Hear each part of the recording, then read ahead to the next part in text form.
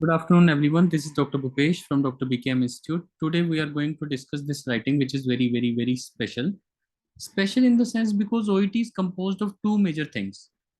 First is grammar. Today, I was talking to Sarah, one of our previous students.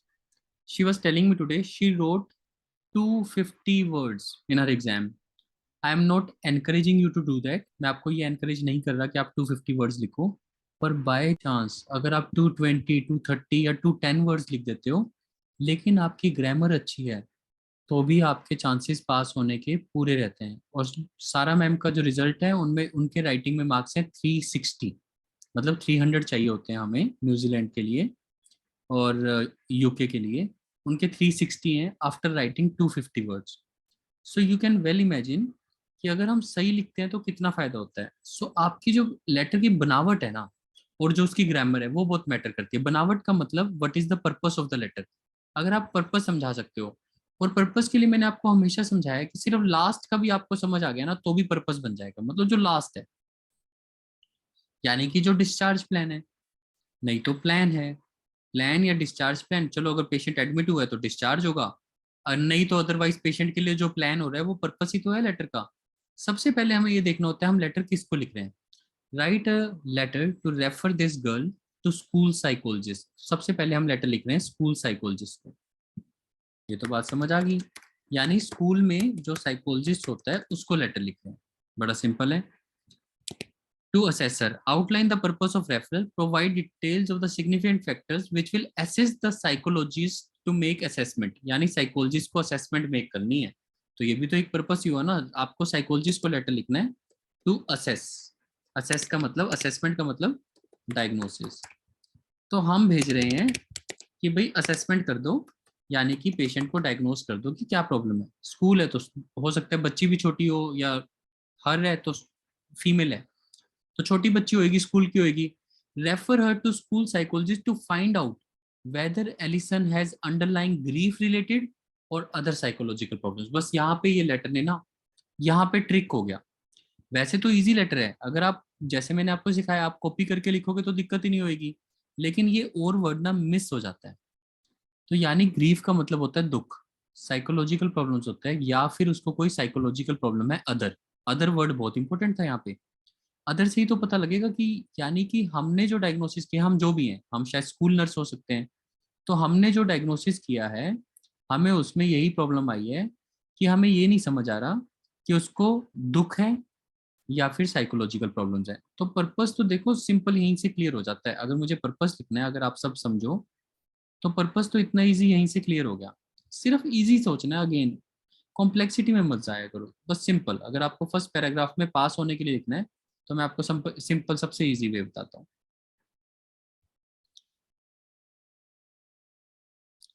देखिए first paragraph, आपको लगेगा इससे आसान क्या हो सकता है. This letter is being written, और इसी के मार्क्स हैं, सारे मार्क्स इसी के.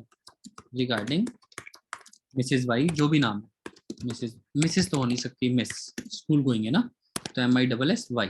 फर्स्ट नेम लिखेंगे यहाँ पे, क्योंकि 18 ईयर से नीचे होगी. अगर स्कूल जा रही है तो 18 ईयर से नीचे होगी. 18 ईयर्स के नीचे फर्स्ट नेम आता है.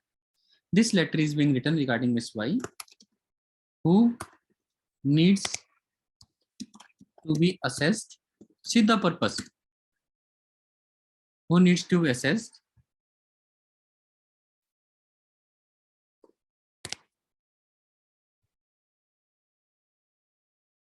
to, या who needs to be assessed, यही वर्ड ठीक है.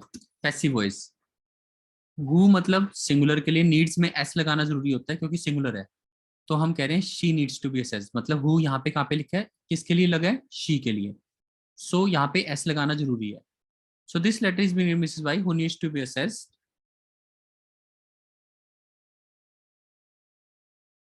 थोड़ा सा मेरे को बनाने में दिक्कत हो रही है, ऐसा मेरे साथ भी होता है. ये तो अच्छी बात है कि मेरे साथ आपके सामने ही हो रहा है, तभी मैं लेटर को कभी पहले प्रिपेयर करके नहीं रखता, जबकि ये लेटर मैंने बहुत बार किया हुआ है. तो जब आप पहली बार पेपर में करते होंगे ऑब्वियसली कुछ दिक्कतें आती होंगी, लेकिन फिर मैं दोबारा यहीं पे जाऊंगा. Who needs to be assessed to find out whether she has under, ठीक है. Who needs assessment to find out. हाँ अब देखा, अब वर्ड बन गया, who needs assessment to find out. Who needs to be assessed to be found, ये हो जाएगा. अगेन थोड़ा सा तो एनर्जी देनी पड़ती है, ऐसे नहीं है सब कुछ स्मूथ लिखना है। लेकिन अगेन मैं तब भी सबसे यही सोच रहा हूँ कि सबसे आसान क्या होगा। आपको हमेशा यही सोचना है अगर ओईटी में पास होना है तो सबसे आसान क्या होगा। This letter is being written regarding this Y who needs assessment to find out, जिसको असेसमेंट चाहिए ये पाने के लिए to find out same whether she has, बिल्कुल सेम। अब देखो कि कोई चेंज करने की जरूरत ही नहीं पड़ी। Weather she has grief related or other psychological problems. ये देखो जी हमारा फर्स्ट पैराग्राफ पर्पस तो इतने में ही तैयार हो जाता है। हाँ इसको हम और बेटर करेंगे। ये नॉर्मल वे ऑफ राइटिंग है जिसमें लोग 300 आराम से ले लेते हैं या 300 आ जाते हैं। लेकिन अगेन हमारा टारगेट तो ज़्यादा है क्योंकि अगेन हम तो आपने डॉक्टर बीकेएम इंस्टीट्यूट को ज्वाइन किया तो ऑब्वियसली आपकी एक्सपेक्टेशन ज़्यादा होनी चाहिए। हम इसको और अच्छा करेंगे इसीलिए मैं इतने में नहीं छोड़ता। वैसे ओईटी ये कहता है कि पर्पस बता दो खत्म। अगर आपको कुछ नहीं समझ आ रहा बस इतना सा लिख दो, who needs assessment to find out whether she has grief related. पर मुझे बैकग्राउंड बताना अच्छा लगता है। बैकग्राउंड का मतलब स्टोरी बताना अच्छा लगता है कि क्यों असेसमेंट चाहिए, हुआ क्या। तो उसके लिए मुझे पूरा लेटर पढ़ना पड़ता है कि हुआ क्या। तो यहाँ पे वो लेटर को आप बेटर कर सकते हो। अगर 300 लेने हैं तो आपकी ग्रामर ठीक है, who needs assessment to find out whether she has, बाकी सब सेम। लेकिन अब पूरे लेटर को जानने की कोशिश करते हैं। You are a to he point primary state school nurse, हम स्कूल नर्स हैं। आज की डेट है 7 मार्च 2010। पेशेंट है एलिसन कूपर जो 5 ईयर ओल्ड है और 2000 है और ये 2010 है।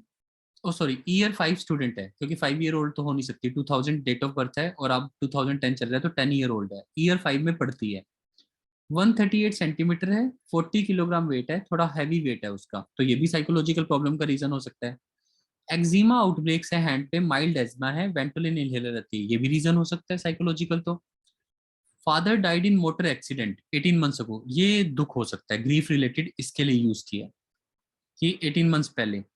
Lives with mother a bank manager जो फुल टाइम काम कर रही है, यानी मॉम के पास भी टाइम नहीं है क्योंकि फाइनेंशियल रिस्पॉन्सिबिलिटीज इतनी होंगी। फादर है नहीं पिछले 1.5 सालों से।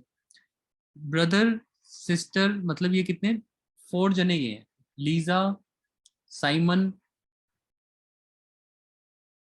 और 3, एज 7, 12, 2 जने हैं ये। मतलब 2 ब्रदर है और एलिसन कूपर इसका नाम है। साइमन एक सिस्टर है एक ब्रदर है। मेरे को मतलब what I am doing is मैं एक इमेज बना रहा हूँ कि एक लड़की है जिसका एक भाई है एक बहन है, फादर है नहीं है, मदर को पिछले वो बैंक मैनेजर है फुल टाइम है उनके पास भी टाइम नहीं है, और वो ओवरवेट है लड़की और 10 साल की है। मतलब that is how simply you should think, एक इमेज क्रिएट होगी फैमिली की पूरी। अच्छा ये फैमिली का बैकग्राउंड है। ओके फिर आप जाते हो school medical ground record, regular absence from the school dating back to the time of the father's death. ये शायद वन, क्योंकि हम स्कूल नर्स हैं तो हमें तो स्कूल से रिलेटेड समझना ही पड़ेगा कि हम लेटर क्यों लिख रहे हैं। तो ये है कि एब्सेंट्स हैं जब से फादर की डेथ हुई है तब से एब्सेंट हो रही हैं क्योंकि अभी वो ईयर 5 में है। फादर की डेथ लगभग 1.5 ईयर अगो हुई है यानी ईयर 4 में हुई होगी। उससे पहले छुट्टियां कम थी 3 और 4, फिर छुट्टियां बढ़ गई 10।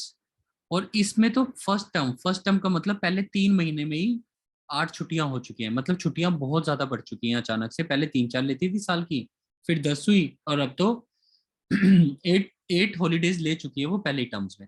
स्कूल हेल्थ सेंटर रिकॉर्ड्स 2010 मतलब अब जो ईयर चल रहा है, कंप्लेंट ऑफ हेडेक पैरासीटामोल, तो वो मतलब अब बेसिकली हमें उसके बारे में पता लग रहा है। अगर मैं आपको अभी तक पढ़ूं, आपको कॉम्प्लेक्सिटी में नहीं जाना लेकिन अभी तक मैं पढ़ूं तो बड़ा सिंपल है। Year 5 student taking holidays, holidays तो नहीं मतलब टेकिंग एब्सेंट्स यानी getting absent from school since her father's death, ये मेन स्टोरी चल रही है। मदर बिजी है और 2 भाई बहन है। अभी तक हमने यही पढ़ा है, इसके अलावा कुछ नहीं है। इसके अलावा लिव्स विद मदर ये हो गया। अच्छा पैटर्नल ग्रैंड मदर स्कूल के पास ही रहती हैं जो हॉलीडे केयर और स्कूल केयर प्रोवाइड करती हैं आफ्टर स्कूल चिल्ड्रन, अगर बच्चों को कुछ होता है तो ग्रैंड मदर ध्यान रखती हैं। 8 फरवरी 8 अभी क्या चल रहा था, 7 मार्च यानी February 8 आज से 1 महीना पहले हेडेक की कंप्लेंट की, फिर उसके बाद स्टमक एक की कंप्लेंट की, ग्रैंड मदर आई पिकअप करने के लिए।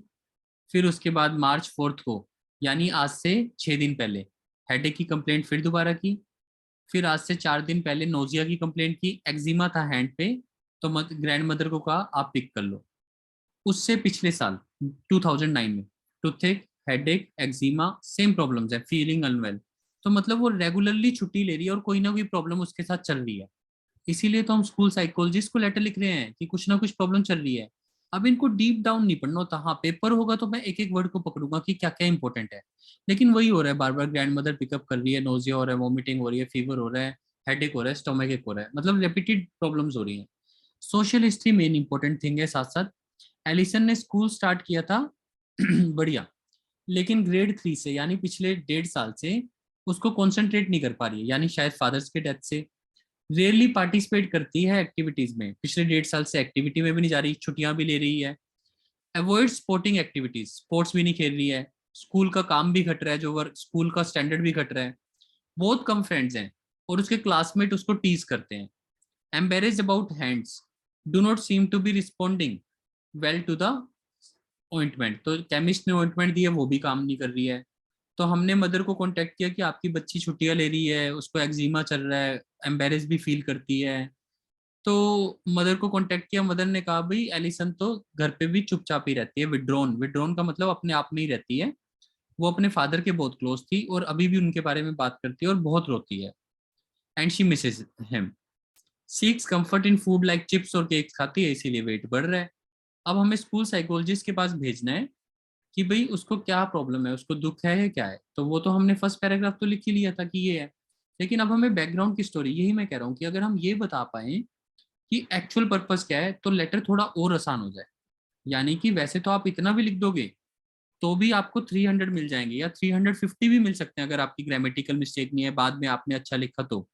लेकिन अभी मेन प्रॉब्लम क्या चल रही है, हम स्कूल नर्स हैं, तो हम ऐसे लिख देते हैं this letter is been written regarding Mrs Y who is year 5 student and उसकी, अब देखो यहाँ पे गड़बड़ होती है ग्रामर की, बिल्कुल सिंपल सोचो, और उसकी छुट्टियां बढ़ रही हैं and her absents are increasing. कब से बढ़ रही है, सिंस लास्ट 18 months।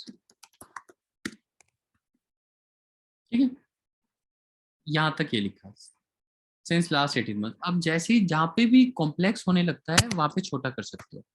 अब यहाँ पे क्या हुआ, सिंस लास्ट, सिंस और फॉर का यूज हुआ, तो ये सबसे इंपॉर्टेंट बात, आपको इसको हैव बीन आईएनजी लगाना पड़ेगा। मतलब जो सिंपल कॉन्टिन्यूअस टेंस होता है, जब उसके साथ सिंस और फॉर टाइम लग जाता है तो वो हैज बीन हैव बीन बन जाता है, प्रेजेंट परफेक्ट कॉन्टिन्यूअस बन जाता है। अब पूरी लाइन पढ़ते हैं, this letter is being written regarding Mrs Y who is year 5 student and her absents have been increasing since last 18 months। Her father, ये ऐसे लिख देते हैं, सिंस हर फादर्स डेथ।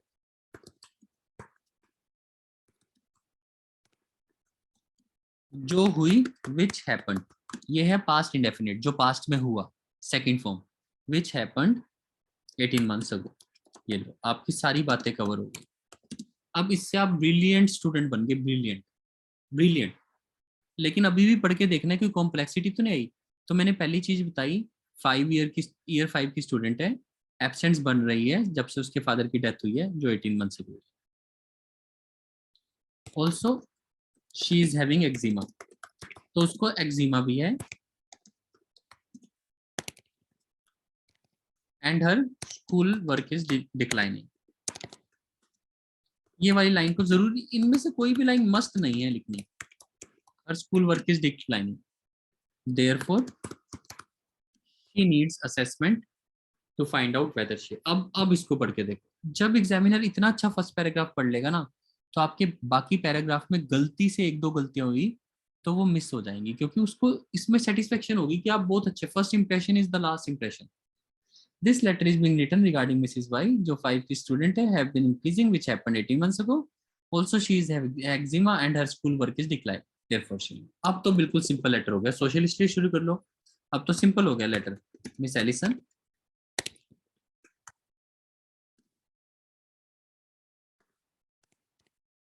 इसके अपोस्ट्रोफी एस के बहुत मार्क्स होते हैं। एलिसन की मदर, लिविंग थिंग का जब अपोस्ट्रोफी एस लगता है यानी कि Miss Alison mother is bank manager and is working full time. Connect करना आपका काम होता है। और जब कहानी को बिना देखे करोगे, मतलब देखना होता है जब आप लाइन में फंस जाओ, लेकिन कहानी कितनी आसान बन जाएगी।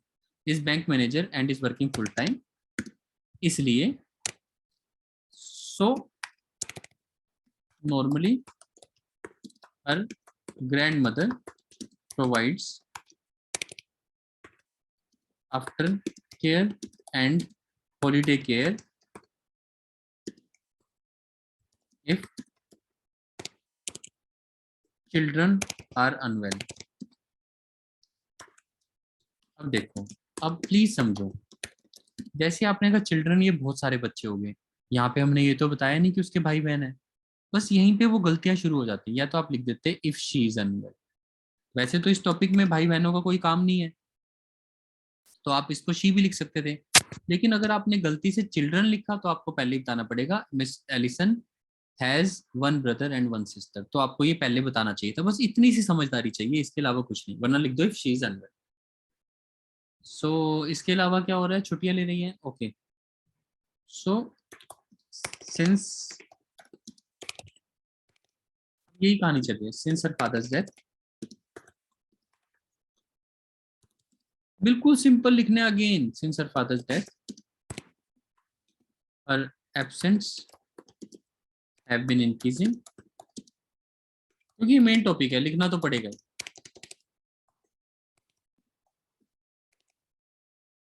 जो भी आपको इंपॉर्टेंट लगता है इनमें से, जो भी, कि since her father's death her absents have been increasing, और क्या हो रहा है, and her work is declining. ये दोनों, ये लाइनें वैसे आ चुकी हैं पहले, तो ज्यादा भी नहीं लिखना चाहिए सेम, क्योंकि फिर इतनी सी तो लाइंस है। इसके अलावा देखते हैं हम क्या लिख सकते हैं। Let's go back to the letter और देखते हैं क्या लिख सकते हैं। ये डॉक्टर्स के लिए भी इंपॉर्टेंट लेटर है कि डाटा सिलेक्शन कैसे होता है।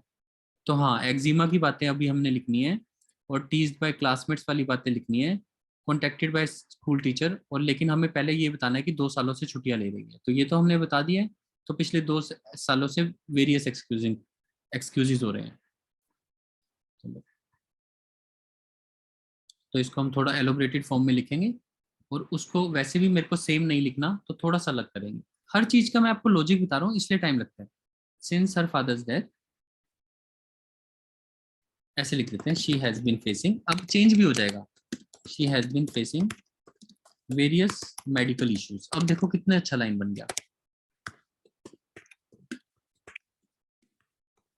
लाइक हेडेक, और सारा कुछ इकट्ठा भी हो गया, आपका वर्ड काउंट भी बच गया, टूथेक एंड स्टमक एक।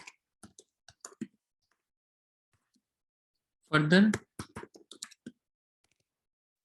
या फर्दर मत लगाओ, सिंपल लिखो, शी हैज। कोई कनेक्टर की जरूरत नहीं है ऐसे फालतू के, जो भी जबरदस्ती कनेक्टर लग रहा है उसे मत लगाओ। She has eczema as well, ये एज वेल सपोर्ट कर देगा, which is not relieve with medications, medication से ठीक नहीं हो रहा है, recommended by chemist.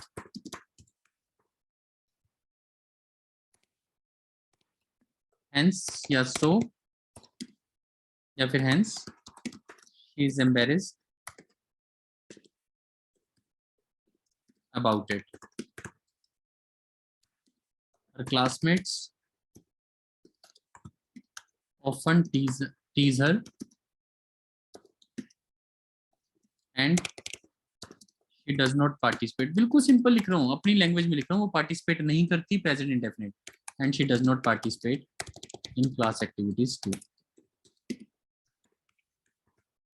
As well 2 बार लिखने की बजाय मैंने लिख दिया टू। एक ही तो बात होती है, टू का मतलब होता है कि उनमें भी नहीं करती। आप पढ़ के देखते हैं लेटर कैसा बना है। जब पेपर में आप इतना लिख लोगे तो लेटर को बार बार पढ़ो कि गड़बड़ तो नहीं हुई, कहीं पे फ्लो तो नहीं खराब हो रहा।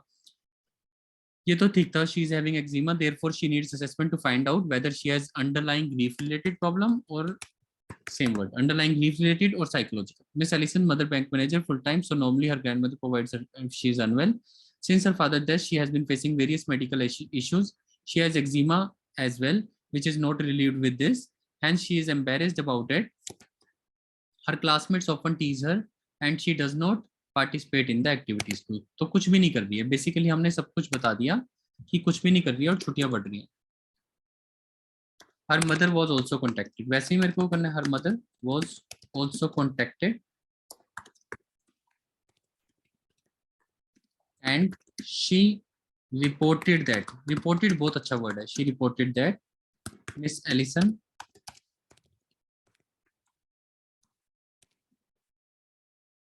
Is miss Allison remains withdrawn at home too, वो घर पे भी ऐसे रहती है। ऑन बीइंग आस्क्ड, अगर आप ये वाला वर्ड लिख सकते हो तो आप बेस्ट हो। पूछने पर, पूछने पर मतलब ऑन बीइंग आस्क्ड, पूछने पर। Her mother reported that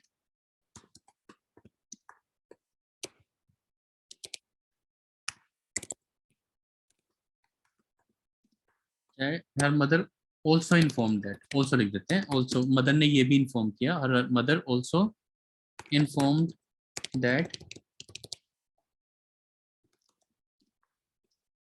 she Mrs her father and often talks about him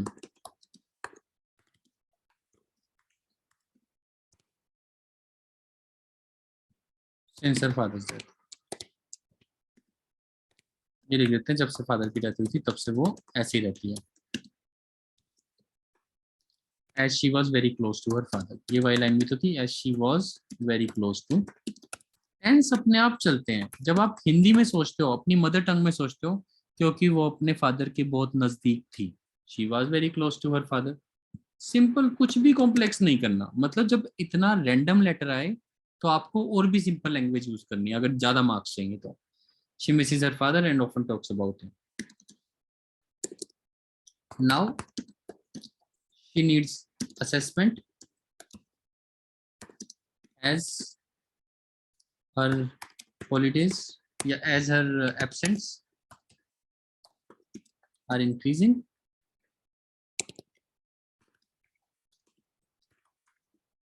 and also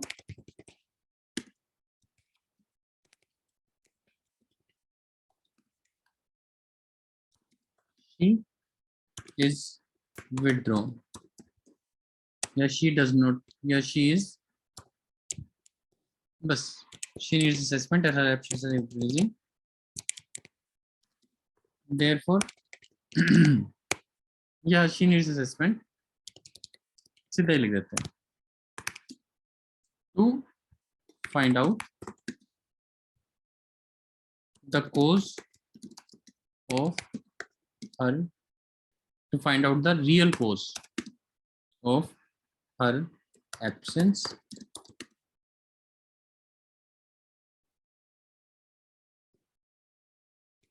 yeah, of real cause of her absence। Okay. That whether she has grief related issue, या तो उसको grief related है वही, और other psychological problems. एक बात जल्दी जल्दी में ये रहेगी, थोड़ा सा मैं ये भी बताना था। हाँ, अगर कुछ रह गया, आप अब देखो कुछ इंपॉर्टेंट मिस हो गया, please note, she is having eczema and is overweight too. अगर कुछ भी रह गया बाय चांस, वो बाद में लिख सकते हो। यही सबसे अच्छी बात है कि जिस डाटा को लेके आप कंफ्यूज हो, मैं कहाँ पे लिखूं, जैसे मुझे समझ नहीं आ रहा मैं, क्योंकि यहाँ पे मैंने उसके वो बात कर दी थी, लेकिन यहाँ पे लिख सकता हूँ she is having eczema, she has eczema as well which is not relieved. हाँ, यहाँ पे आ गई थी, तो ये वाली तो मैंने लिख दिया, शी इज ओवरवेट टू, बस ये रह गया था। चल अब देखते हैं वर्ड काउंट। क्या हमें लग रहा है हमने लेटर बहुत छोटा लिखा है, वर्ड काउंट करते हैं, 1 2 3 4 5 6 7 8 9 10 11 12 13 14 15 16 17 18 19, 1 2 3, यानी ये हो गए 60 वर्ड्स, 60 वर्ड्स। 1 2 3 4, अगर मिनिमम भी मानूं तो 80 + 60 140, 1 2, यानी कि अगर मैं इनको 40 वर्ड्स मानूं तो हो गए 80, 180। यानी देखो इतने में लेटर पूरा हो जाता है, इतना छोटा सा होता है आपका लेटर। बस दोबारा करते हैं, कहीं गड़बड़ तो नहीं की। 19 वर्ड्स थे तो मैं 20 माने, 20 को 3 से 60, 20 को 4 से 80, 20 को 2 से 40, और 20 को एक 1 ही मान लेते हैं, चलो इसको सिर्फ 20 मान लेते हैं। देखिए बस अब आपका लेटर को वर्ड काउंट करके देख लेते हैं जो हमने किया था। प्लीज समझना है, जल्दी नहीं करनी, और इतना ही टाइम लगता है अच्छा लेटर लिखने में, बस खत्म, ऑल डन, डस्टेड, खत्म आपका काम, जो बेस्ट ग्रेड है वो मिलेगा, बस अब आपको रिवाइज करना है। तो हमने किया था 60 प्लस 80 प्लस 40 प्लस 20, देख लेते हैं कितना है। हाँ पूरा बिल्कुल 200 वर्ड्स। सोचो आप इससे ज्यादा लिख ही नहीं सकते, अगर आप मेरे इसके अलावा कुछ लिखने की सोच रहे थे तो कितना, ईयर 5 को ईयर 4 को अगर एक्सप्लेन करने लग जाओ तो कितना ज्यादा हो जाए। तो प्लीज ओईटी में अगेन हल्का सोचना है, वो आपसे यही चाहते हैं। अब देखो, जो आप प्लीज ऐसे सोचो कि आप प्रैक्टिकली नर्स हो यूके में या न्यूजीलैंड में, आप अपने सीनियर को लेटर लिख रहे हो, आप उनको बहुत ज्यादा एलोबरेट करोगे तंग करने के लिए, या उनको टू द पॉइंट लिखोगे कि डॉक्टर साहब बात यह है कि 5 ईयर स्टूडेंट है जो छुट्टियां बढ़ रही हैं, एक्जिमा भी है उसको, फादर की डेथ भी हुई है, ये प्रॉब्लम है, बैंक मैनेजर है, नॉर्मली ग्रैंड मदर प्रोवाइड करती है, सिंस हर फादर डेथ उसको वेरियस मेडिकल इश्यूज होते हैं, स्टोमक होमेट, she has eczema as well, जो मेडिकेशन से रिलीव नहीं हो रहा, she is embarrassed about it, or her classmates often tease her. Her mother was contacted. Miss Allison remains withdrawn at home, or since her father's death, as she was very close to him. On being asked, her mother also informed that she misses her father. इतना simple है, आप देखिए ना, कोई flow नहीं टूट रहा, कुछ नहीं, and often talks about him, now she needs assessment to find out the real cause of problem, that whether she has grief related problem. और बिल्कुल देखो, मतलब जो आपका अच्छा लेटर होगा ना एक्चुअल में ओईटी का, it will not take examiner even 2 minutes, 2 minute भी नहीं लगेंगे। आपको आज का लेटर बहुत मुश्किल लगा होगा और मैं समझता हूँ, लेकिन अगर आप, जो मैं आपको सिखाना चाहता हूँ बीइंग डॉक्टर बीकेएम इंस्टीट्यूट, जो हम आपको सिखाना चाहते हैं कि बिल्कुल आसान, समझो कि ओईटी से आसान पेपर, राइटिंग से आसान तो कुछ वैसे ही नहीं होता। ऐसे सोच के लिखना है कि मैं सबसे आसान क्या लिख सकता हूँ कि जिससे एग्जामिनर को बिल्कुल भी तकलीफ ना हो, then you will be all good to go. This is Dr. Bhupesh from Dr. BKM Institutes. Our contact number is 76967 34256. Thank you.